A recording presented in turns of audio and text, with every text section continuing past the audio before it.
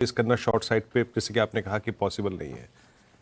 Trader और दूसरी बात इन्वेस्टर, मान लीजिए इन्वेस्टर एंगेज हो गया था 22,000 पे, 22,500 पे, 22,800 पे, इन दोनों की अब अप्रोच क्या होनी चाहिए कंसिडरिंग जो यूएस मार्केट में हो रहा है, कंसिडरिंग जो ट्रंप कर रहे हैं उसको देखते हुए?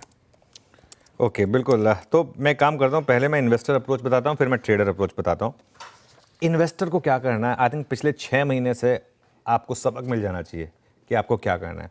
और ट्रस्ट मी, अगर आपने पिछले 6 महीने के एक्शन से सबक नहीं लिया तो वो आपके लिए आगे जाके बहुत नेगेटिव होने वाला है।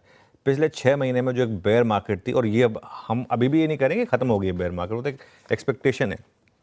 पिछले जो 6 महीने की बेयर मार्केट है ना, सॉरी, उससे थोड़ा सबक लें। और एक सेकंड, सॉरी, स्टॉक्स वीरू इस रिकवरी में नहीं चले ना, वो आगे भी नहीं चलेंगे। इस चीज़ को आप मान के चलिए। इस रिकवरी में अगर नहीं चले स्टॉक्स, वो नहीं चलेंगे आगे। बीच बीच में शॉर्ट कवरिंग में गैप अप वगैरह होता है, वो अलग बात है।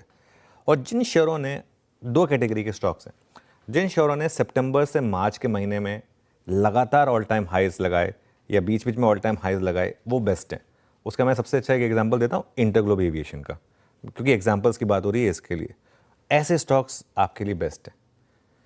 सेकंड कैटेगरी में वो स्टॉक्स आते हैं जहां पर सितंबर से मार्च में गिरे वो भी, लेकिन कम गिरे मार्केट के मुकाबले।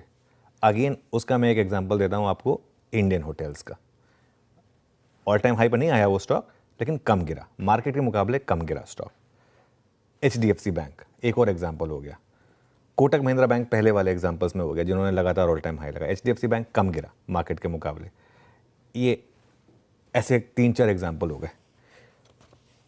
अपने पोर्टफोलियो का 90%, और मैं तोल के बोल रहा हूँ बात, 90% हिस्सा आपको इन दो कैटेगरी के स्टॉक्स में रखना है, बेस्ट या सेकंड बेस्ट, उससे ज़्यादा नहीं। अपने पोर्टफोलियो में, अब आप पूछेंगे बाकी के 10% क्या, मैं उस पर भी आता हूँ। अपने पोर्टफोलियो में 1% जगह भी उनको मत दें जहाँ पर 52 वीक लो लग रहे हैं, जो स्टॉक्स एकदम ख़राब क्वालिटी के हैं। जगह ही नहीं है उनके लिए, क्योंकि वो आपका टाइम ख़राब करेंगे। बाकी के 10% कौन से हैं फिर, जो कि मैं बात कर रहा हूँ? बाकी के 10% वो हैं जो अच्छे शेयर हैं, जो गिरे काफ़ी, ना रिकवरी में बहुत ज़्यादा चल पाए, लेकिन अपने फैक्टर्स हैं उनके, जैसे कि वो टैरिफ का डर है या कुछ और रीज़न हो सकता है। ये मतलब ये शेयर इसलिए नीचे हैं क्योंकि थोड़ा टैरिफ का डर है या थोड़ा कुछ और इशू है। एक उसका एग्जांपल देता हूँ मैं आपको, संवर्धन मदरसन का। जो भी मैं एग्जांपल्स दे रहा हूँ, मैं ये नहीं कह रहा हूँ कि आपको तुरंत खरीदने, मैं सिर्फ एक एग्जांपल दे रहा हूँ जहाँ पर कैटेगरी ऑफ स्टॉक्स आते हैं उस तरीके के। ऐसे स्टॉक्स पर बेसिकली आपको फोकस करना है।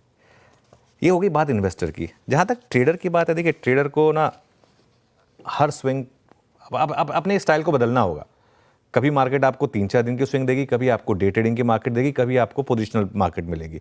हमने 2 पोजिशनल स्विंग्स पकड़ी थी, अभी इस समय डे ट्रेडिंग की मार्केट है।